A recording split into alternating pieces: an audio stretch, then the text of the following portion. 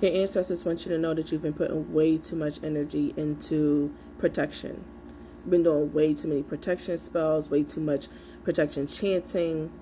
And when I heard this, I was like, what do you mean, Spirit? Like, you could never have too much protection. And they were like, they're spending all their time doing protection work when we got them. Most High has you. You've always been protected. Matter of fact, the person that I'm talking to right now probably went through a number of really horrible experiences throughout their childhood, their adolescence, their teenager, their adulthood, like even maybe still right now. But yet and still, every single time you were going through one of those horrible conditions, they always made sure you was good. The Most High always made sure that you came out on top, whether you could realize it at that time or not. So what your spirit team wants you to focus on instead is attraction energy. Doing energy that brings and attracts what you want to you. Because they said, we got her, we got him on protection. They need help on attraction of energy. So I'm going to suggest a couple of things to you real quick.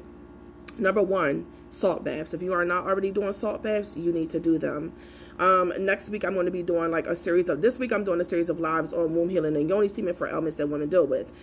Next week, I'm going to be doing some tapping in on spiritual, like how to protect your spiritual aura through attraction energy, not through just protection energy. So stay tuned to those videos. But in the meantime, let me just give you a tip. If you aren't already using it, Cape Aloes, the herb, will pull energy off of you quicker than you can say Mississippi. Cape Aloes, when you ingest it, is a colon cleanser. Extremely bitter. So everything that's not supposed to be there will be killed instantly. But it will run the doo-doo out of you. Okay?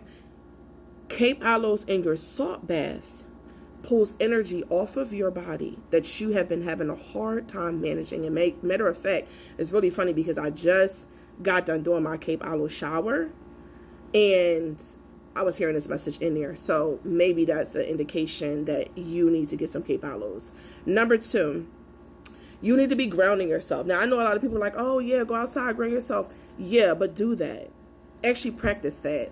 If you are not able to go outside and put your feet into the grass for whatever reason right now, you're not able to go outside and hug a tree like a weirdo like me, because I'm so into hugging trees. But if you aren't able to go do all of those weird things, or you're afraid of judgment, simply just get off of a chair. Another grounding exercise to get off of a chair that you're sitting on or the couch.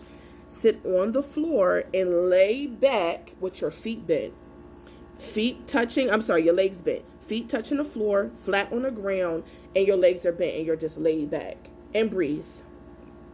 The closer you are to the ground, the more down your energy stays. Okay, more regulated your energy stays. A lot of people in other Western cultures who really practice mind, body, spirit control, if you notice, they sit on the floor. Ding, ding, ding.